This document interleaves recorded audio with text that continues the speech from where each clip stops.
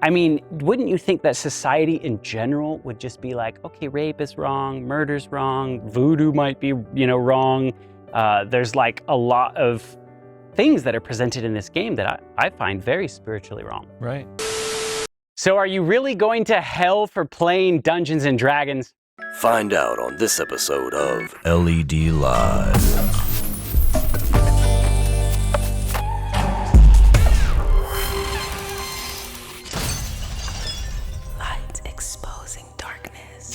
You guys ready to get into this? Yeah.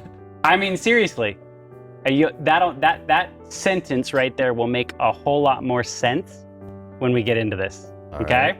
Yeah. You guys ready? Yeah. Check it out. All right. How many of you are familiar with role-playing games in general? I know of them. Have you ever played a role-playing game? A little bit. Have you ever played charades? Yeah. Mm. Okay, so you've role-played. Oh, wow. Okay. In a sense, right? Sure. Done any acting jobs? Were you in any high school plays? Oh, yeah. I've done that. Okay, so you've kind of role-played. I think there's something really interesting that we're going to learn today about role-playing. We're going to touch a little bit on Dungeons and Dragons because obviously this is a popular game and it's an example of this, but does it really matter? I mean, who cares if it's dark content? It's just a game, right? Fantasy fiction. Yeah. Have you played this game? No. I haven't. That you want to admit? No, I haven't. No, I never played it? Well, what do you know about it? There's dice. Okay. A dice with like 20 sides or something. Yeah, this is true. The imagery is very sadistic. Yes. Yeah. So it's about dark things, right? Mhm. What have you heard about it? I mean, you guys are 80s children, right? Yeah. So Yeah. this got popular in the 80s. For Right. what? I just always seen kids in their basement playing it, and they're talking about leveling up their character and everything. Like, I see the logo is like an Ouroboros right there, right Yeah, on the logo. you're picking out something that's really interesting to me. This is actually the logo from the movie, and we'll get to that because we're going to talk about that at the end of this because this is getting turned into a movie. But yeah, I think it is very telltale. What is the Ouroboros? What does it stand for? It's like the symbol. It's like an occult symbol about rebirth and stuff. Like kind of like the rising phoenix out of the ashes type thing. Right, and it's been tied to a lot of occultic ideas, Yeah. Satanism ideas. The dragon eating its own tail. You see it a lot in Eastern cultures and things like that. Mm. All right, so I'm going to give you a little history. Have you ever heard of the satanic panic from the 80s? No. Yes. No. Okay, Yeah. so that was big in the 80s. People went crazy over it, specifically this game. So I want to show you a little bit of those cool nostalgic old clips from the 80s. It's basically a Little Light from the 80s. Yeah, okay. right. But people were really jumping on this and saying this is actually really damaging to society. What do you think of when you think of a dragon? Satan. Red. Okay, right. What's the Bible say about the dragon? Satan. Wroth with the woman. So it's To make Satan, war. right?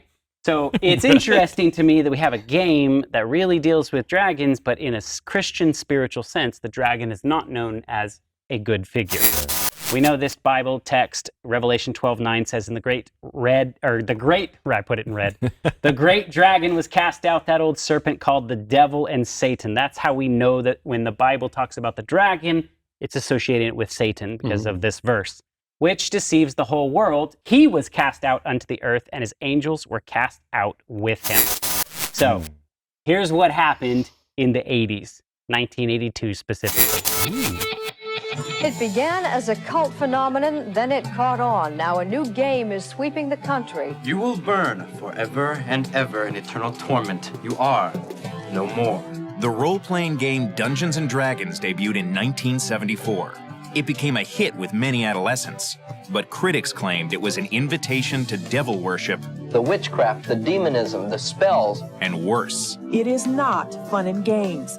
The media set off a satanic panic. A lot of adults who think it's been connected to a number of suicides and murders. That connection has been largely debunked. It's nothing but a witch hunt. And the game has generated an unexpected legacy. This was a revolution. Okay, so what are you hearing? Sounds like they're saying it's wonderful thing. Yeah, it's Dividing. Yeah, it's kind of a dividing topic, right? If you're Christian and you're looking at this from a Christian perspective, then you might be a little bit more like, whoa, what are we actually playing with? What are we discussing? already in the first couple seconds, though, they're like disarming you, like, oh, we know it looks evil, but it's not. So It's already been debunked. This whole video came from the New York Times, and it was purposefully debunking any problem with the game. Wow. So its purpose in showing you what was going on, don't be alarmed. This Sponsored is not, by Milton Bradley. This is not a problem in today's world, right? Yeah. Okay. So, do you think it's interesting that you heard that guy say this is a revolution? Mm-hmm. Like, what do you mean by a revolution? What happens during a revolution? Change happens. Change happens, right? Change that something needed to get changed, right? You know, the Bible speaks specifically of the danger that the devil has. 1 Peter 5:8 says, "Be sober, be vigilant, for your adversary, the devil, is like as a roaring lion, walketh about, seeking whom he will devour." So I think we need to be alarmed that the devil, when it says that he's roaring about, seeking whom he's going to devour, he's looking for people to be caught off guard, right? Yep. And He's we're subtle. Yeah. What does it mean to be sober? To be paying attention to what's going on in the world, right? Right. So I think it's interesting that this was coming about in the 80s. Now, this is one of the creators of the game talking about how ridiculous this actually is. Listen to what he says. It's like, are you kidding me? You really think we're teaching your children demonology? But the controversy grew after the news media reported that a string of teen murders and suicides had one thing in common. The killers or victims were D&D players. Mary Towie was killed by two friends, Ron Adcox and Darren Molitor. The crucial point is, can a game create psychosis? Or is someone like Darren Molitor an accident waiting to happen, with or without the game? If you found 12 kids in murder-suicide with one connecting factor in each of them, wouldn't you question it? And that's all people do. I would certainly do it in a scientific manner, and this is as unscientific as you can get. It's nothing but a witch hunt. What's unscientific about what he's saying? This is a piece of the puzzle. So it is a valid question that guy from 60 Minutes was asking. If you see a bunch of kids that all of a sudden have these tragic ends and there's this common denominator, as an investigator, would you not want to explore that and say, is there some reason that this game could potentially be leading? Now, maybe people that are drawn to that type of game, it might not be the game that caused it, but people that were drawn to that, maybe there's a common link there, but for the creator... It's a fair point to question on. It is, I think it is. And the creator's just quick to dismiss it. Like, forget it, there's no science in this whatsoever. Well, I mean, if you think about it from his perspective... You're going to lose some money. Not just lose money, but you think about your reputation and all of that. Like, your conscience, like, would you want to be responsible for that? Like, no, not at all. Like, he's going to want to distance himself as far away from that as possible because you think something you created caused the death of all these children. That would be a terrible thing. Like, if I created something, I'd probably be quick to be like, no, like, that wasn't because of me too, you know? So it's natural. I think it's a lot like the video game topic, right? You can't make the statement that just because they play violent video games that those people are going to go out and shoot people. That's not what the statistics tell us. No. But it's like the potential of people who like to play those games, in X amount of people, someone's going to respond to that. Right, like I bet if they took all the school shooters, did they like violent video games? I mean, well, that's another common trench denominator coat, that they find in school shootings and stuff, is these kids often play these video games.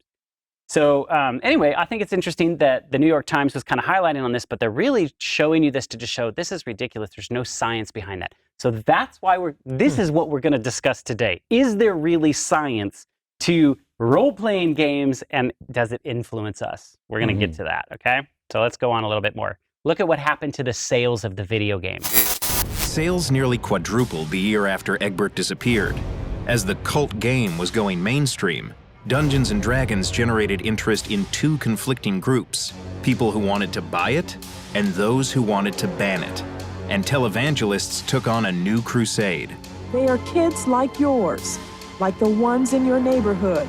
Kids who are turning to darkness because society has shut God out. Conservative fundamentalist Christian group would see a game that involved satanic figures, evil figures. That would be a source of concern. Dungeons & Dragons has been called the most effective introduction to the occult in the history of man. It is a fantasy role-playing game that teaches demonology, witchcraft. Okay, so these are some of the things that are included in the game. So these news reporters are just commenting on these things. How do you guys feel about that? They're not things that you want to teach your children. Yeah, is it kind of an interesting thing that you have these elements in our world that, I mean, nobody wants to murder somebody, I think, generally speaking. Whether you believe in God or not, most people know that's wrong, right? I mean, wouldn't you think that society in general would just be like, okay, rape is wrong, murder's wrong, voodoo might be, wrong. There's like a lot of things that are presented in this game that I find very spiritually wrong. Right. Yeah. And what's really gets me though is that as you go down this list, it gets worse and worse and worse. We see demonology, witchcraft, voodoo, all this stuff in Disney, and we think, oh well, it's Disney. That's where that's going. We know that it's bad, but we haven't seen murder or rape in Disney. I mean, I guess murder maybe, but rape? Yeah. Where are we going here? Yeah. I mean, this is in the 80s. This is pretty racy things for even back then. What I think is interesting is people think it's just a game. Why are you guys making such a big deal about a game? And it's like, no, it's a game about murder and rape. Like when they put it in the context, like it's just this or it's just that. To me, it makes it even worse. You're talking about you're putting these themes in something made for children. Why aren't they thinking like that? They're not saying, wow, you're putting demonology and murder and rape in a kid's game? Instead, they're like, it's just a game. Yeah, I think one of the biggest problems is, you throw those things out there without a qualifier. And then it really depends on the societal construct that you're living in. So the Bible talks about these things as well. They're mentioned in the book. Like you'll find rape in the Bible. You'll find, demons and witchcraft and voodoo and murder, that kind of stuff. You'll read about it in its pages. But what you'll never find is the Bible saying, yeah, that's okay to do. Yeah. Or pretend to do that or play with that. Versus like you put this in a game and put it out there in society. Well, which way is society going? Is society telling you, no, those things are not cool? Or is it the society that says, yeah, whatever, do what you want? Okay, so we're gonna get to that in this game. I want to show you some examples on how the game is promoted to be played and what kind of things that they designed to do it. So we'll get to a little bit of the content that's in there, but listen to what 1 Corinthians 10:20 says. But I say the things that which the Gentiles sacrifice, they sacrifice to devils and not to God. I would not that ye should have fellowship with devils. So right here in the Bible, Paul is really saying, like, look, even these things, they didn't know they were sacrificing to devils. They were sacrificing to these false gods. But really behind the curtain is the devil. And Paul was really saying, look, I wish you had no fellowship with it. Don't be playing around with it and in the league of it. Even Exodus 23, do you remember? Verse 13 says, now concerning everything which I have said to you, be careful not to mention the name of other gods, nor let them be heard from your mouth. Wow. Now here's a question. Why would God say that? Why would he say not to even mention the other gods? Because people have mentioned other gods and things in the Bible, right? Paul talked about it. There's mentions in the Bible. But in this context, what was he really getting at with saying, don't even have this on your lips?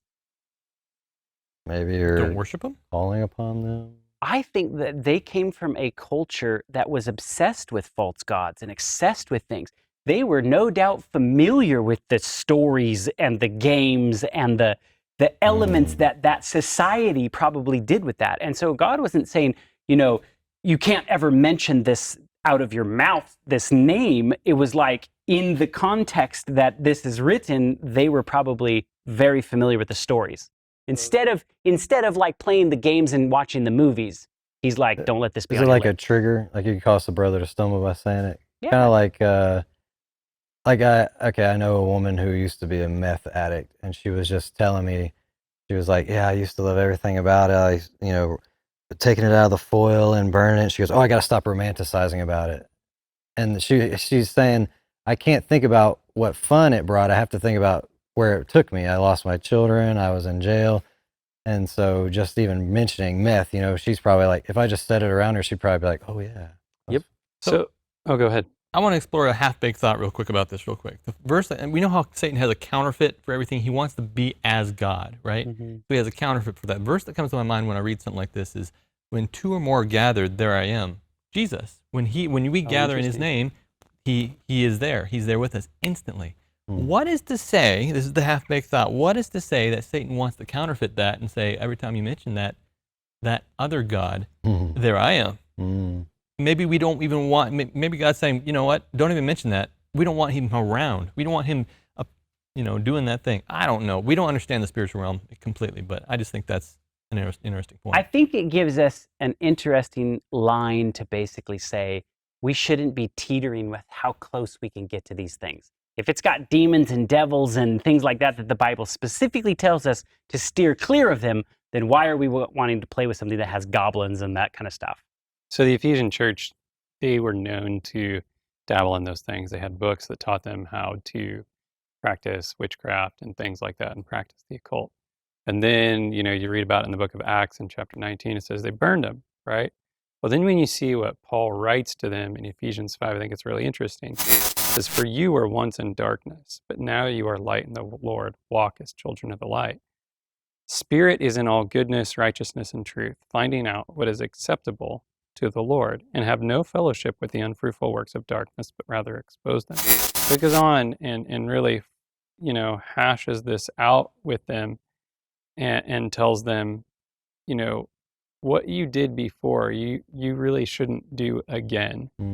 What's fascinating is he continues and he says, "Therefore," this is in verse 17, "do not be unwise, but understand what the will of the Lord is." Well, what is that? And he gives them alternate activities. He says, "Speaking to one another in psalms and hymns and spiritual songs, singing, making melody in your heart to the Lord, giving thanks always to God the Father in the name of our Lord Jesus Christ, and submitting to one another in the fear of God."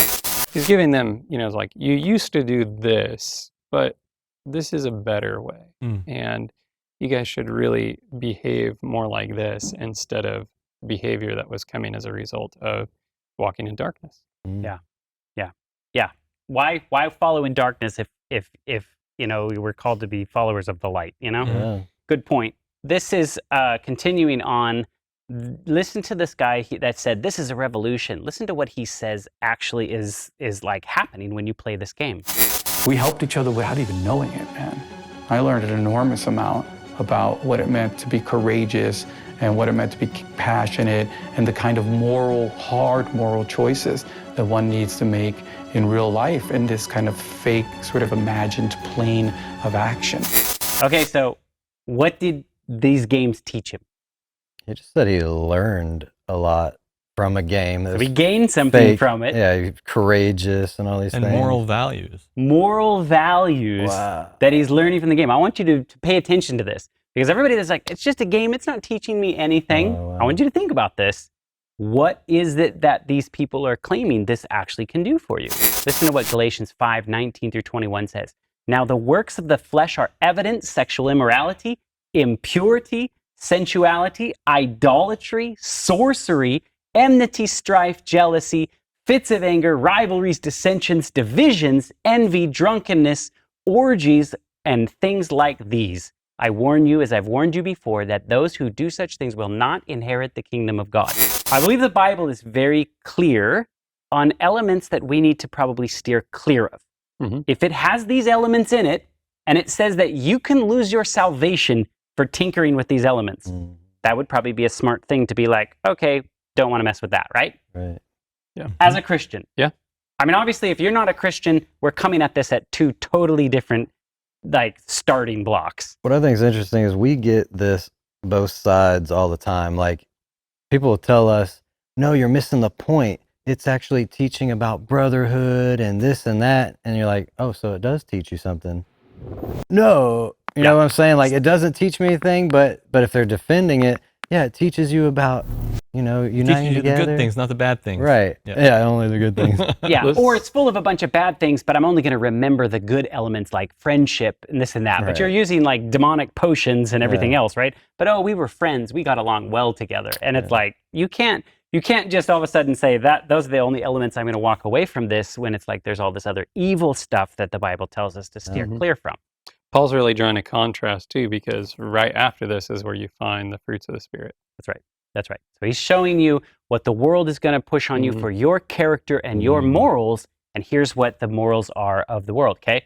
This is a very interesting what the New York Times ended this video saying. Listen to this. The American Academy of Pediatrics says that in this media-saturated age, it's important for kids to use their imaginations in free play.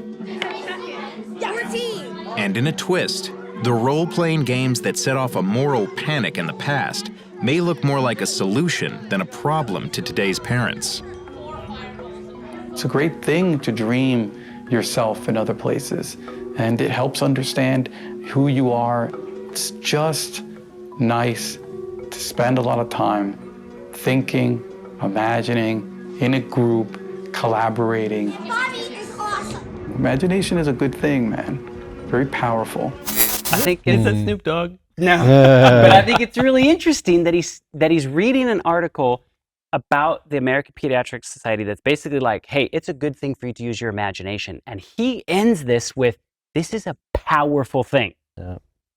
That means that when you talk about something being powerful, that means it's going to have a change, right? You don't say this is powerful, didn't really do anything for me. Revolutionary. Right. Revolutionary is what he said earlier, right? Yeah, I think the attributes of this are not bad. Imagining with your friends, like kids pretend and they play stories, and it's almost like these kids are getting together and they want to write a story together. Like, hey, let's write a book together. So you're hitting the nail on the head, and we're going to get to that. Like, is role-playing beneficial in some way, shape, or form, okay? So Vox put out a video, and now I wasn't a D&D player. I know a little bit about the game, but I wasn't like into it very. So I wanted to understand, how is the game played? What are you doing right? So in this particular video for Vox, they are actually playing the game right here, and he's walking you through the process of how to play it. And there's some things I want you to pay attention to. I think this is actually a good time to plug. We're actually going to do another video that details this a little bit further, right? That's right. So go ahead. There's two schools of thought on that, but what? Sure. I was just going to say, you know what else is a good time to plug? The t-shirts. These are some cool shirts we're wearing. Yeah. That's right. That's right. You can get these on lightwear.shop. So get them there, and that's all we'll say about that right now. And there's no symbolism like D&D in these shirts. That's right. Okay, so here is one of the guys who these are the guys that make the videos for Vox. Okay, so you're getting a little window into their office as well. Check this out. We're on an epic adventure, defending a village from an army of dog monsters and trying not to get ourselves killed.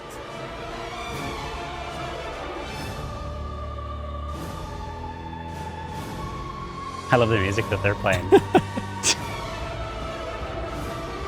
I know, the editor had a little too much fun with this. Yeah. Welcome to the magical world of Dungeons and Dragons, the best game I've ever played. Okay. The best game I've ever played. So I think it's kind of fascinating that there's adults in the room and they're having fun together. They're playing this game.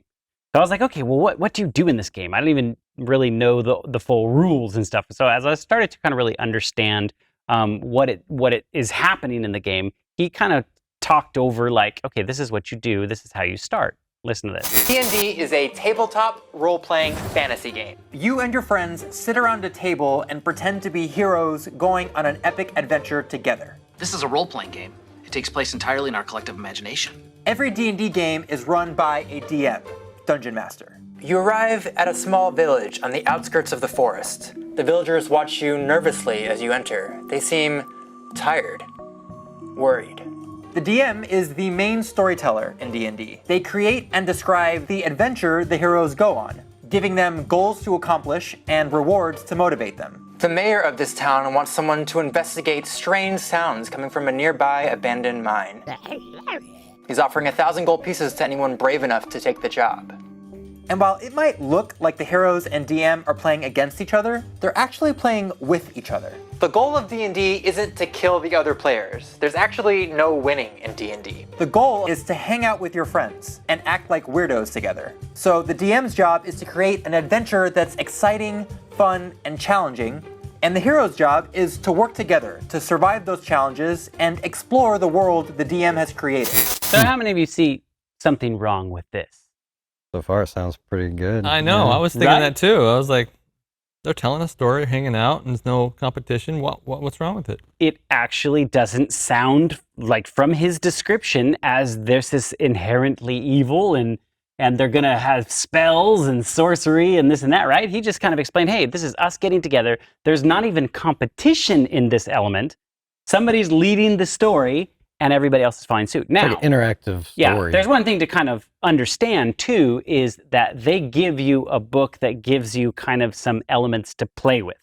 So this isn't just like, I'm going to make a story about a flying unicorn and it's going to do this, right? It's literally like still guiding a little bit of the story about dragons and dungeons and stuff like this, okay? So listen to as they create.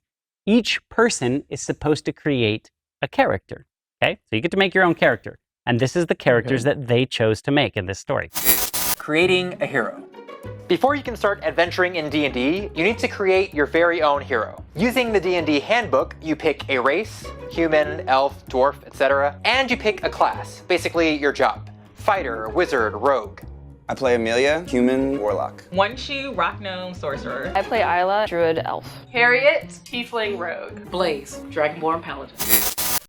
Dude. Okay. Every character is a witch of some sort. Sorcerer, warlock, which is a male witch. Do you find it interesting that the character that you want to play is something that literally is spoken against in the Bible?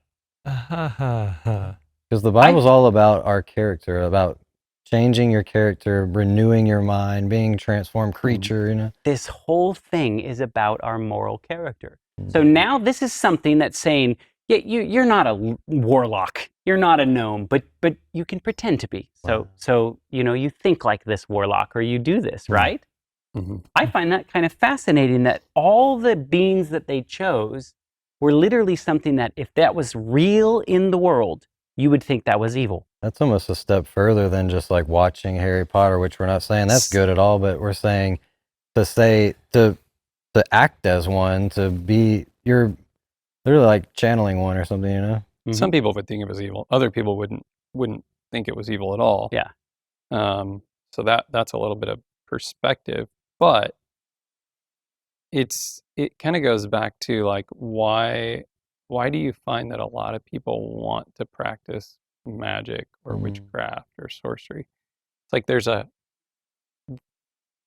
power, right, that they want to tap into. Yes.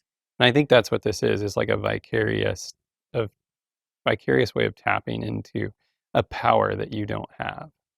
Magic is a counterfeit for God's power, really, because whenever anything miraculous happens that's out of the ordinary, you can't take credit for that. No. I wasn't strong enough, I didn't do this. And you if a miracle happened, you would have to say, God did this. Like I did not do this. What magic does is it takes the realm of that miracle out of the hands of God and says, well, I created this. I did the potion. I said the right words. I had the right elements together, or whatever like that. So I find this is just a counterfeit. But you're right. We are all like, you know, maybe perhaps feeling insignificant in this world, and people want something bigger or grander than ourselves. Listen to what he continues to say and describe about the game, and listen to the actions that people take. How they dress. Big sorcerer, floppy hat on. A rotting werewolf pelt. She doesn't wear a lot of clothing. And whatever little quirks make them stand out. I hand out pamphlets like a Jehovah's Witness. I carry a warhammer that's as big as my body. I have a demonic imp who follows me around. And what's her name? Mother Teresa. What? She hands out pamphlets like a Jehovah's Witness. She said that she's evangelist. Yeah, for who? She really did. With a werewolf. I'm sure she was like a sorcerer or something. So yeah, so I think it's interesting that they're gravitating towards dark things. Now that could just be that the game is promoting or selling itself as these dark elements and stuff, right? But look at how they like play together and what some of these actions are. The DM sets the stage, but once the game starts, no one person controls where the story goes. Session after session, the DM builds an adventure that reflects the hero's choices. That goblin you tricked last week might tell you about a dragon's lair nearby. That dragon's lair may contain a valuable treasure you can steal. And stealing that treasure might attract the attention of an evil wizard who wants to use it for his own schemes. As the game goes on, the decisions you make will shape the world you play in. We won a karaoke competition. Closed a rift to the 9 hells. We were slaughtering this band of peasants. It was a total misunderstanding. D&D doesn't just give you the freedom to choose, it asks you to own those choices. Before long, you might find yourself thinking less like you and more like the hero you're trying to be. Whoa. Okay. Changing your thoughts.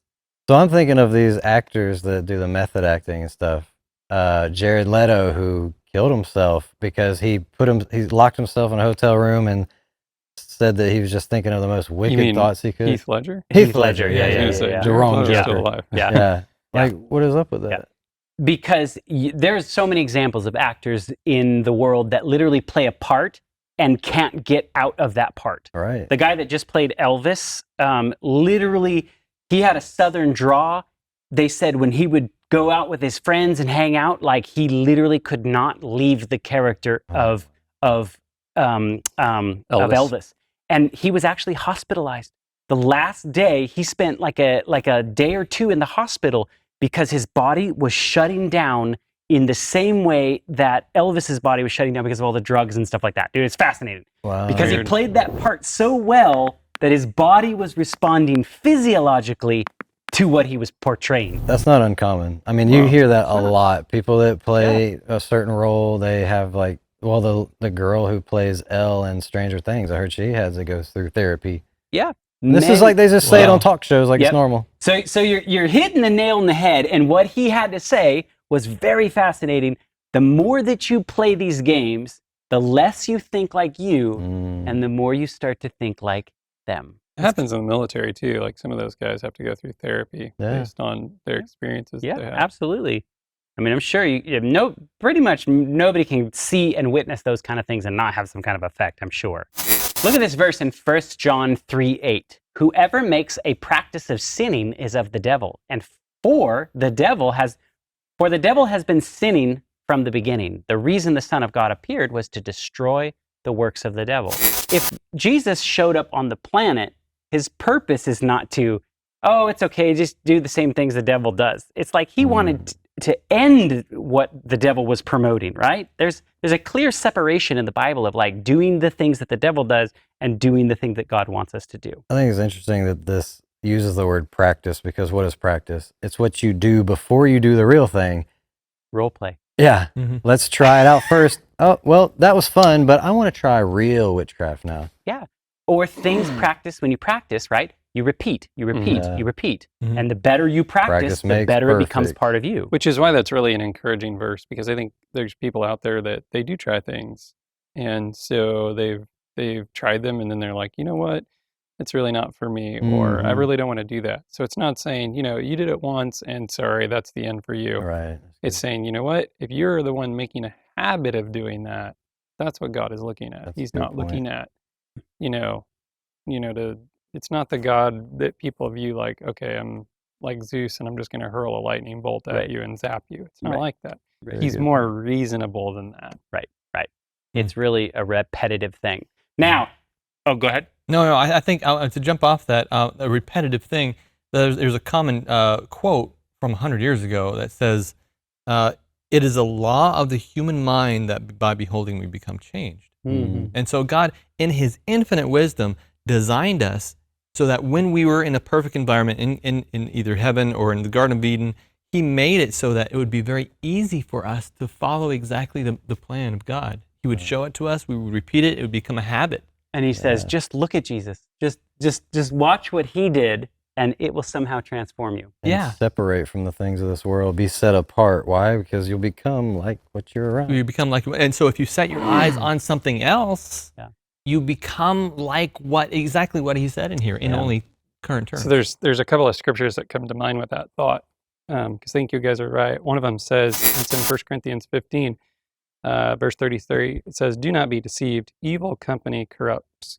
good habits. So who are you hanging out with? And who are we told to hang out with? We're supposed to spend time with God every single day. That's what he's asked us to do. So when we spend time with God, then it's going to rub off on us, and we'll have good habits.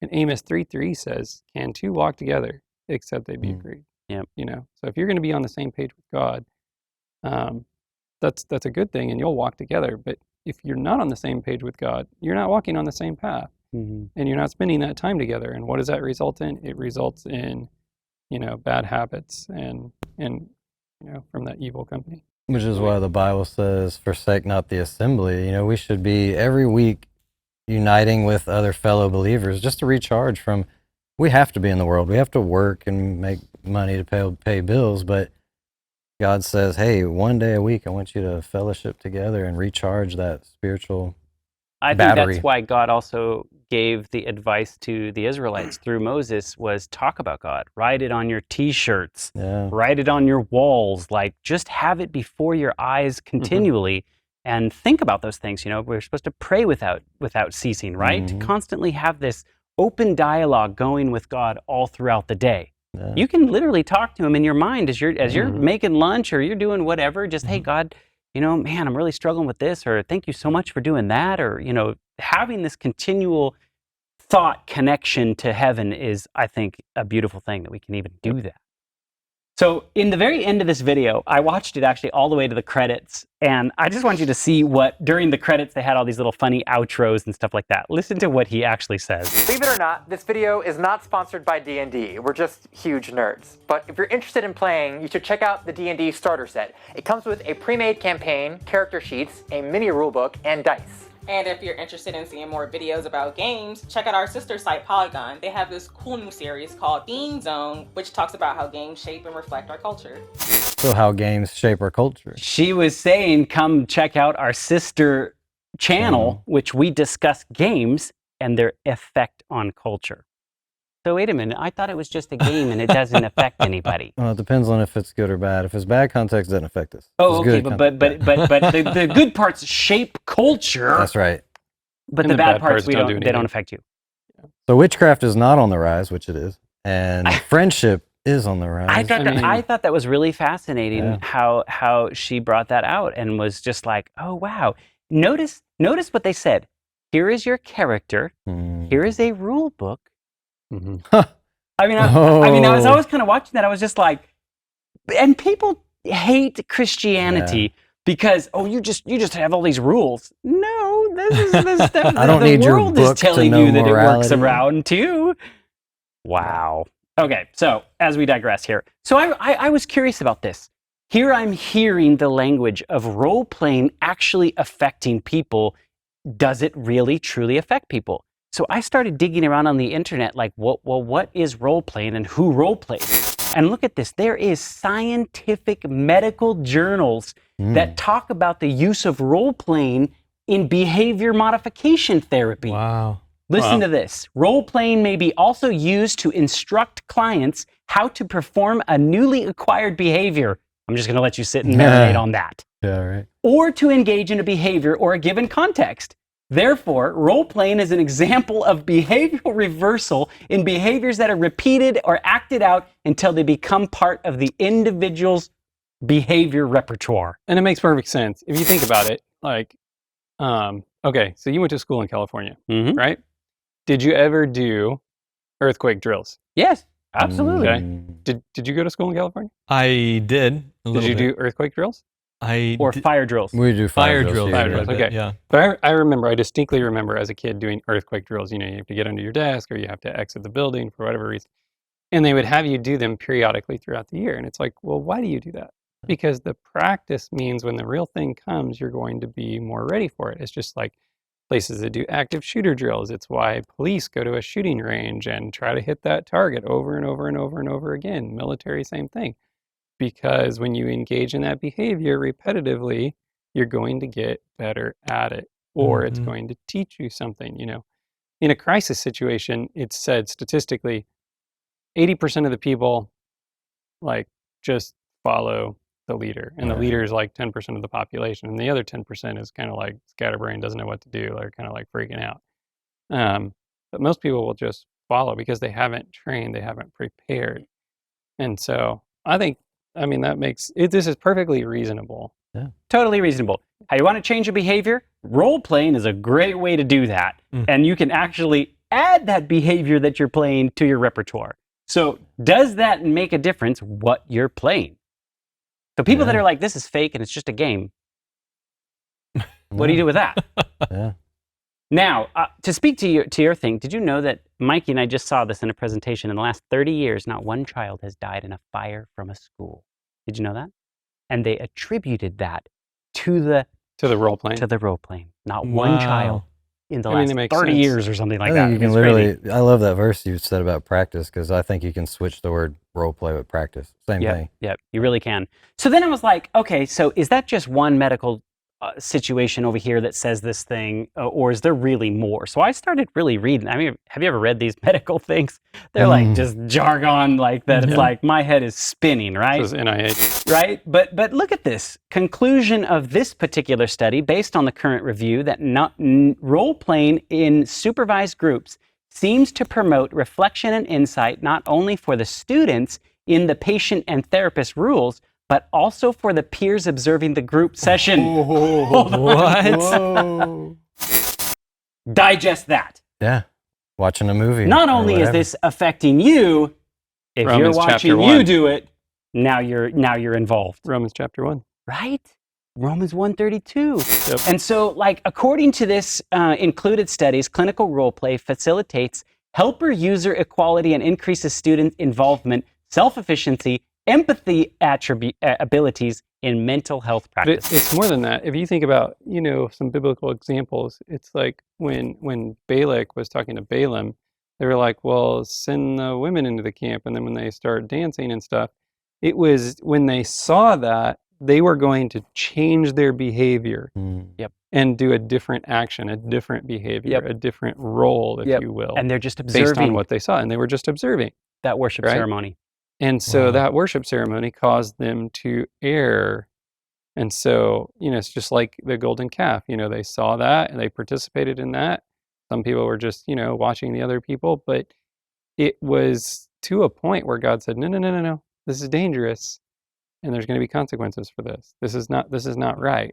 And so we have to draw the line. This study is gold for us, what we talk about, because it's literally saying role-playing, acting. Acting. If you observe acting, it has an effect on you. How is this not modifying people's behavior if that's all they're doing in acting is role-playing? Yeah.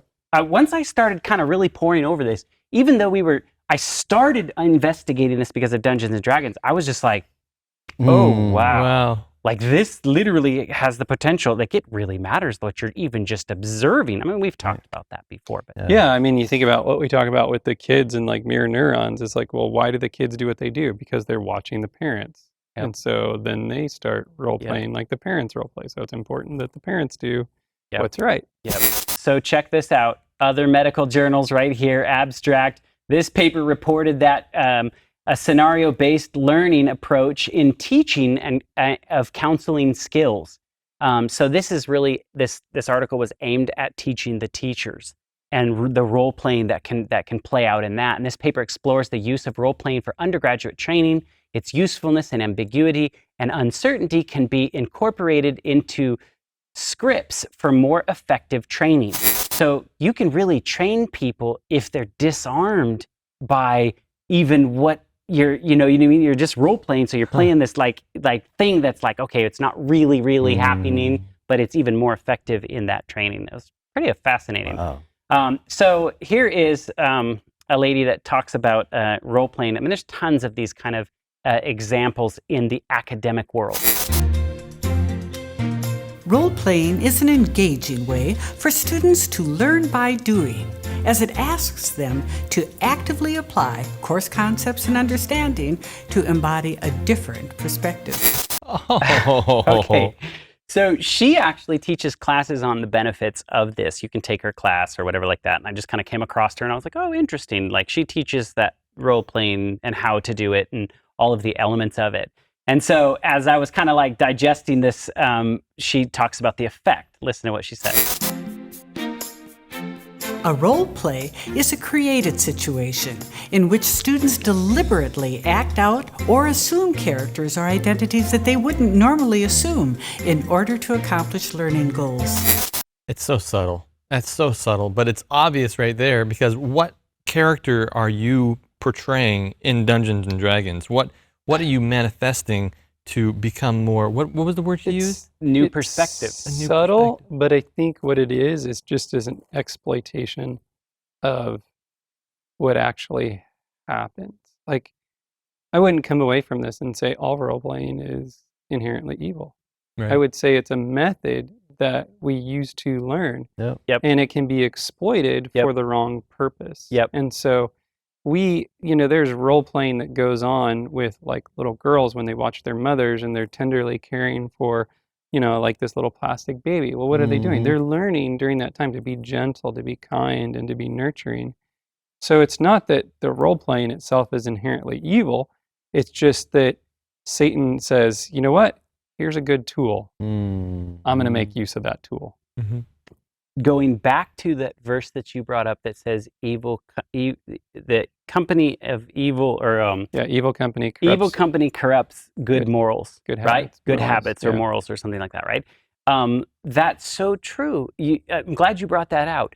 Being a parent, you are a role player. Being a public figure, you are a role player for that.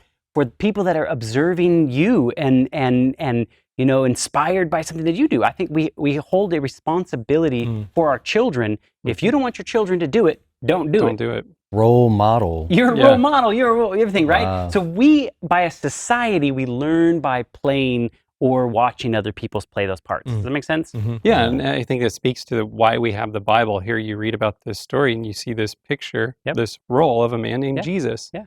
What did he do? Yeah. And then you're supposed to internalize that and say, oh, then that's what I should do. Or the faith chapter, Hebrews 11, right? You look at what these people had an incredible amount of faith under these crazy circumstances. Mm-hmm. Maybe I can have that kind of faith too. They're your role models, kind of in a way, right? I think we all understand that this is a powerful tool, and we just don't want to admit it when it's about something we like. Exactly. So let's get back to Dungeons and Dragons. We started this out. Okay. Are you going to go to hell if you play Dungeons and Dragons? What would you say? Oh, wow. I'm glad I'm not the judge. I love it. So here's what I would say. We go back to that verse that you mentioned earlier. If you're going to continue to practice things that are evil, doesn't matter if it's Dungeons and Dragons or not, when you continually practice that role, then you're putting yourself on the wrong path and you're putting yourself at risk in the judgment. Yeah. But when you're not doing that, then, and you're walking with God, then God is going to cover you with his robe of righteousness. So it's not, you played once. It's like, what kind of character are you building by playing this? Yeah, what kind of character are you building? Right. Oh, okay. Good terminology. So character building, building your character. It was a trick question that Sure. I asked that. This is one of the creators of a modern version of the Dungeons and Dragons, and they literally want to take the players to hell. Oh. So in Baldur's Gate, the descent into Avernus, you are taking us into a very different realm. Hell, essentially. Yes. Well, not essentially. It really is hell. Really this is Avernus. This is the land of devils and also some demons. Why do you hate players? Why did you want to send them to this location? That's a really good question. To answer the first part of your question is, I don't hate players. I just like to challenge them inordinately. Well, we kind of knew that we always wanted to visit hell. I don't think we've really ever done a big hell adventure before. We had had chats about, the 9 hells. We'd done Mordenkainen's where we'd gone through and we'd kind of blown out the Blood War and what that was all about. The Blood War being this. Okay, so we don't need to know what the Blood War was, but they literally say, we want to take your mind, your character, your play straight to hell. And we always wanted to see what hell was about, Now, given the light of what we've just learned, all these medical things, the role playing, all that matters, what is this going to do to you? Right. I mean, we're not playing that we're going to heaven and we're hungering and thirsting after righteousness. Yeah. I mean, there's a difference between playing a charade with your family and pretending that you're Moses and this and that. I don't think that you should just, have nothing to do with portraying something. But this just takes it to a whole nother level. All right. So, Dungeons and Dragons has become incredibly popular because of a TV show. Which TV show? Stranger Things. Stranger Things. Based on the 80s. Almost a #1 TV show that's been a #1 for a while. I don't know if it still is at this current point. Season 4, yeah.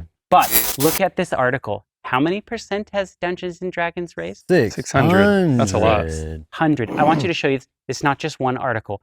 Cambridge Dungeons and Dragons store surges in popularity from Stranger Things. How Stranger Things is inspiring new waves of Dungeons and Dragons fans. Look at this graph that is on here that is simply from, let's zoom in here, starting with 2017. Look at how tiny it is over there. Wow. To 2021, it is nearly 4 to 5 times the amount. There's 50 million people worldwide right now, all being taken to hell. I don't know if you can say that. I want to just say what everybody says. Media doesn't affect me. Yeah. Dude, Yeah. the numbers don't lie, man. Yeah, no. They're playing it, doesn't mean they're necessarily playing the version that they're going to hell. But I'm just saying, there's 50,000 people, or 50 million people. Like, this is not a small number of people. And that's the reason why we wanted to bring this topic up and talk about it is, here's another piece of evidence, like Mikey just said, television affects you. You can Advertising see works. something put out in TV and a result in the real world. Yeah. Do you not? Life imitates art. How people can dismiss this kind of information as like, whatever, it doesn't affect me. There is so much evidence of the influence that these things have on all of society. Influencers. They're influencers. Here's perfect one thing. Did you know Dungeons and Dragons was just sold for $150 million? A lot. A lot of money. A lot of money. So. And the thing is, why did they buy it? Yeah. Because they know it's going to make more money. Exactly. Yeah. Okay. So they bought it for $150 million. Somebody read what it says right here in the yellow. D&D is getting a movie, a musical, and also in Netflix's Stranger Things, D&D Direct went viral, and Critical Role streams on live D&D games are a hit on Twitch and YouTube. Okay, wait. Exactly why they bought it. It's not just a game. It's not just a movie. It's not just Musical. Twitch. It's not just YouTube. This thing's blowing up. And we know the power of music. It teaches you, and it never goes out of your head. I can hear the first 3 notes of probably any song, and now it's in my head all day. Right. All right. So they're making a movie. Here is the trailer to the movie. All right. Tell me what you hear. Here's the thing. We're a team of thieves. And when you do this, you're bound to make enemies. Thieves. Team of thieves. Just come to life. You're going to make some enemies. Yeah. He picks up a helmet with something on the front of the helmet. I don't know if you can quite see this very well from here, but it looks like 2 dragons wrapped around a single pole. And it's literally on the crown of the... I mean, do you find that interesting that we're going to get a crown when we get to heaven, but yet the devil's constantly got his version of the crown? A thief in the Bible comes to steal and kill and destroy. But I came that they may have life and have it more abundantly. That's what Jesus said in John 10:10, right? So who's the thief? It's Satan. And you know why there was a caduceus on the forehead of the thieves? Because that was the staff of Hermes and Mercury, and it's the protector of liars, thieves, merchants. Oh, so if you're a good thief, point. of course you want the protection. Wow. You want On to your protect frontal thieves. lobe. Yeah. On your frontal lobe. Yeah. I mean, it's like, God writing his name on our frontal lobe, Satan writing 666, his character on our frontal lobe. The frontal lobe is the brain. It's the mental part that helps you decide on what to do, for those that don't know. Okay, so moving on a little bit, listen to what's said. Truth be told, we helped the wrong person steal the wrong thing. We didn't mean to unleash the greatest evil the world has ever known. But we're gonna fix it. So how do we pull that off? So the greatest evil that was ever unleashed upon the world was released by who? Thief. Which thief? There's someone that released an incredible amount of evil on our world. Yeah. The devil, right? Yeah. I mean, in spiritually speaking, this is literally the devil's your hero once again, right? Listen to this. Give us a fighting chance. We're gonna need strength. You got this, right? I know you don't. We also need courage, magic. So you need a few elements to win this war. Courage, okay. Magic. Strength, right? Mm-hmm. You know, it's interesting that the Bible talks about we need armor as well. And isn't it interesting that the purpose of the armor is so that you can stand in the day of the devil when the day of God's judgment, when the devil is got his full power against the world? I think that's interesting. Look at what Leviticus 20 verse 6 says about people that mess with mediums, necromancy. I mean, Deuteronomy spoke specifically more detail about those things, but it's all the same. Sorcery, magic, witchcraft, all those kind of things. If a person turns to mediums and necromancers and goes whoring after them, I will set my face against that person and will cut him off from among his people. Now, that's a little window into how much God dislikes magic and sorcery. So the fact that they're promoting this, I mean, just on this fact alone, without even getting into the details of what this movie's about, it's got magic, sorcery, those elements. That's a very strong statement that God does not want you to be involved in these things. Be warned. There is evil here. I'm glad he's on our side. Oh, there's interesting. Evil here is on our side. So they're telling you who they are, and there's something I want you to observe in this little thing. When they flash words at you on a screen during a trailer, this is something that literally you have to like pay attention, because those words are someone thought that through and wanted to put that exact same thing on there. So I always pause and kind of ponder these things. And what does it say right here? Who needs heroes? Okay. Continuing forward, watch this. Who needs heroes? Bunch of magic. When you have thieves. Wow, dude. Who needs a hero when you have a thief? How are people not catching on to this? That literally every movie is the reversal of what it's supposed to be. I really honestly believe that the Bible has the most amazing advice for us in this day and age. It's not just a book from old ancient past. The things that were spoken then are so relevant to us today. When Jesus said, no one can serve two masters, for you either hate the one or love the other. You cannot be devoted to the one and you'll despise the other. You cannot serve God and money. You can swap the word money out for anything. Idolatry, false gods, this, that, right? You cannot have God's ways and the devil's ways a part of you. And I really believe what this is promoting, at least what I've seen, is nothing but ungodliness. I got a good verse too. It made me think of Isaiah 5:20 that says, "Woe unto them that call evil good and good evil, that put darkness for light and light for darkness, that put bitter for sweet and sweet for bitter." When we see who needs a hero when you can have thieves and, oh, there's evil, thank goodness they're on our side. Right. And another term for a hero is generally a savior. Yeah. So this is a roundabout way of saying, why do you need a savior when you could have the thief? Wow. Yeah. I mean, the same concept is brought up in so many different movies. Who needs Jesus when you can have Satan? Literally. That's what this is about. And we hope you guys were edified by today's talk. And we hope that you will not only not engage with that particular game called Dungeons and Dragons, but pray for those that maybe are caught up in this and are unaware. Share this video with them. Give it a thumbs up. We want to hear from you, your comments in the comment section. All of those things help these videos get out to more people.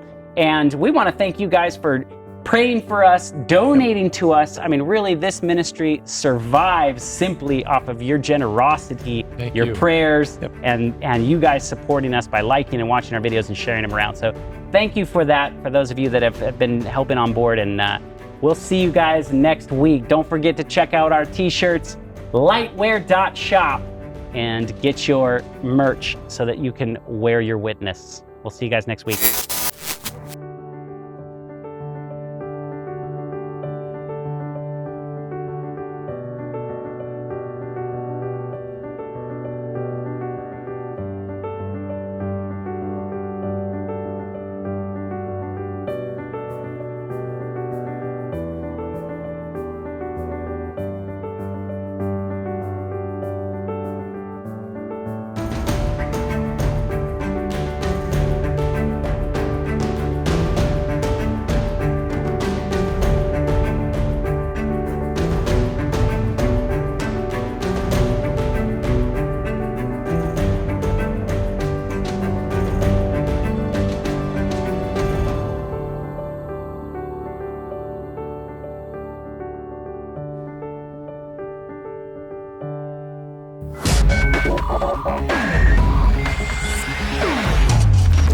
There has been very few movies in the history of the world that have completely changed our world. And in 1999, a movie titled The Matrix hit the world stage. These stories are often told and seen over and over again. Is it simply just to make money? Or is there something more nefarious behind it?